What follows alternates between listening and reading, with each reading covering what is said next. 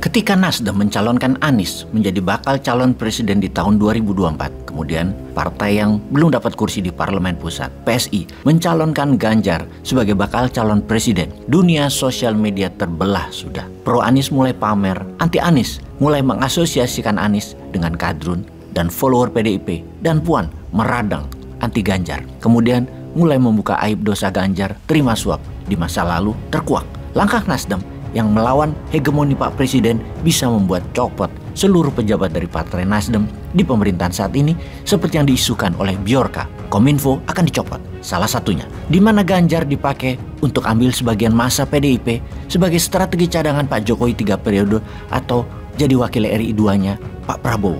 Pokoknya segala macam analisa, suka dan benci mulai bertebaran. Ini baru awal, sudah saling hujat. Alangkah indahnya negara netizen Indonesia ini. Lalu apa yang terjadi di tahun depan 2023 dan tahun-tahun selanjutnya di dunia? Itu semua seakan tidak penting. Walaupun Indonesia sebagai negara tengah, ketergantungan pada global player lebih dari 70% kebutuhan nasional import dan ekspor nasional. Apa yang terjadi kalau analisa yang mengatakan bahwa dunia akan runtuh, complete decoupling, great reset akan terjadi di tahun 2023 dan di tahun 2024? Ini sebuah perkataan di awal yang pasti membuat sahabat semua berkerut kening, banyak yang tidak percaya. Namun saksikan video narasi ini sampai selesai. Di tahun 2023 bisa dikatakan tahun politik di Indonesia. Tahun fitnah, tahun framing, tahun hoax, tahun disinformasi pembunuhan karakter, tahun perpecahan atas kelompok satu yang tidak ingin orang dari kelompok lainnya menjadi pemimpin di Indonesia, tahun agama jadi senjata penghakiman kebenaran, tahun saling hina atas perbedaan suku dan ras, serta perbedaan status ekonomi. Peristiwa yang akan terjadi itu di negara kita ini lebih dikarenakan memang masih belum dewasa berpolitiknya. Jadi tetaplah kalian menganggap bahwa menjadi presiden dan merebut banyak kursi di parlemen serta jabatan politik adalah masalah paling penting bagi hidup Anda. Silakan. Namun apa yang akan terjadi di dunia pasti akan berimbas ke Indonesia, yang mana hal ini adalah fakta jauh lebih mengerikan dari apa yang kalian kerjakan memfitnah saudara sendiri. Kita bahas perlahan agar menjadi pertimbangan sahabat melangkah. Jangan sampai kita menjadi yang paling menderita di tahun-tahun hadapan. Sudah presidennya jadi bukan orang yang di pihak kita, tidak mampu lagi orangnya. Ya sudahlah, yang penting siapapun presidennya nanti, Anda tetap aman dari bahaya ekonomi dan dari bahaya kesehatan dunia. Itu penting. Stay healthy, stay alive, itu jauh lebih penting. Inilah masa survival skill kita diasah. Inilah masa survival of the nation kita diuji. Kita mulai datanya. Diawali dengan perang dagang di tahun 2017, di mana kalau sahabat sudah mengikuti serial bernegara New Mind, pasti sangat kenal dengan informasi yang mengingatkan dimulainya dengan perang dagang, di ujungnya akan ada perang militer. Sudah siapkah Indonesia? Dan hal itu terjadi. Sejak tahun 2017, Bosman turun gunung mengingatkan cara bernegara yang cara kelolaannya, khususnya bidang ekonomi, dikelola dengan cara ekonomi biasa. Dan ini sudah mengarah ke bahaya untuk Indonesia. Ada 3 cara kelolaan ekonomi bernegara. Pertama, ekonomi at normal condition. Kedua, ekonomi at crisis. Krisis apapun ya. Kemudian, economic at war. Kita sudah rincikan kepada semua pejabat dan masyarakat bahwa sejak tahun 2017, dunia sudah masuk pada economic at war.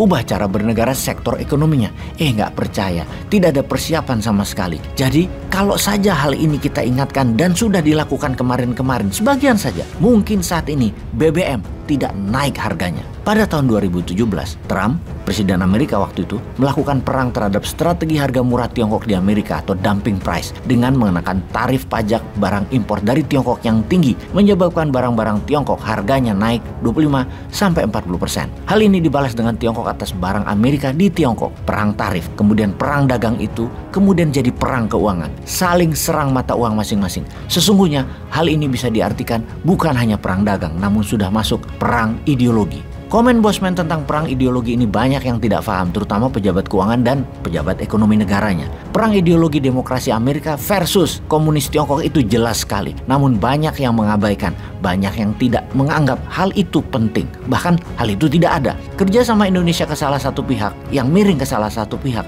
akan punya arti menantang pihak lainnya. Tetapi ya sudahlah. Memang senangnya ngutang proyek Tiongkok dan ngutang dolar pejabatnya. Yang satu sangat Tiongkok, yang satu sangat Amerika. Kesamaannya hanya satu, pada jago ngutang doang. Ya wis, ambiar wis. Posisi politik Indonesia sesungguhnya yang merugi. Sehingga Tiongkok tidak maksimum ke Indonesianya. Begitu juga di sisi Amerika, tidak maksimum ke Indonesianya. Karena Indonesia nggak canggih memainkan perannya. Tidak secanggih Erdogannya Turki, tidak secanggih Lee Hsien Loong-nya Singapura. Sesungguhnya hal inilah awal kesulitan Indonesia akan banyak hal. Kemudian pandemi di akhir tahun 2019, pandemi mengakibatkan dunia lockdown yang berimbas menyetop 50% transaksi dunia. Pandemi di awalnya adalah political tool menjatuhkan Trump, dilanjutkan sebagai economic tool dari Bio Farma yang membuat ekonomi dunia jatuh. Ilustrasinya begini, ekonomi itu jatuh bisa cepat, namun naiknya sangat perlahan. Seperti misalnya pembangkit listrik tenaga batu bara. Ketika sedang jalan tiba-tiba harus di shutdown atau dimatikan. Ketika dinyalakan lagi perlu waktu 24 jam lebih agar panas tungku bisa siap sampai 100%. Katakan panasnya diturunkan 50%, maka tetap tidak bisa seketika suhunya dinaikkan. Tetap bertahap, setidaknya 12 jam. Namun lebih dari 6 jam sesungguhnya baru bisa kembali ke peak performance-nya. Ekonomi juga demikian.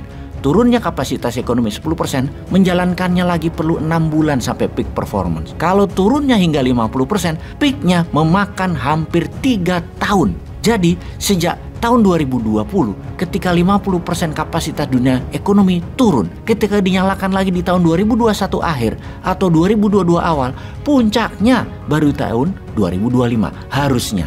Namun ketika baru mulai jalan perang di Ukraina terjadi, strategi Amerika, NATO, Uni Eropa, Rusia disanksi. Rusia kena sanksi ekonomi. Rusia mungkin hanya memberikan 12% kontribusi ekonomi dunia, namun memberikan 25% lebih pengaruh ekonomi di Eropa, terutama energi. Ini yang tidak diperhitungkan karena Rusia ternyata tidak jatuh juga dan malah Eropa yang jatuh. Inflasi harga energi sudah naik 5 kali lipat. Sudah lebih dari 4 kali harga energi Eropa itu dibandingkan dengan tahun lalu.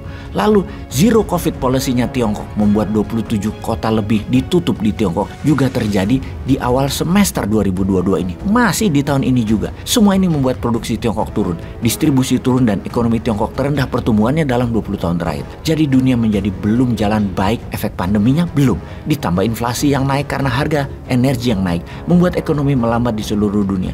Harga barang dari Tiongkok rata-rata naik 20%-an dan distribusi terlambat. Hal ini membuat ekonomi dunia mengalami turunnya daya beli, inflasi tinggi, dan yang terburuk belum dijelaskan. Pertanyaan berikutnya adalah, bisa diakhiri dengan perang dunia kah seperti perang dunia pertama dan kedua? Inflasi dunia diakhiri dengan Great Reset perang dunia. Sekarang, apakah akan terjadi yang ketiga?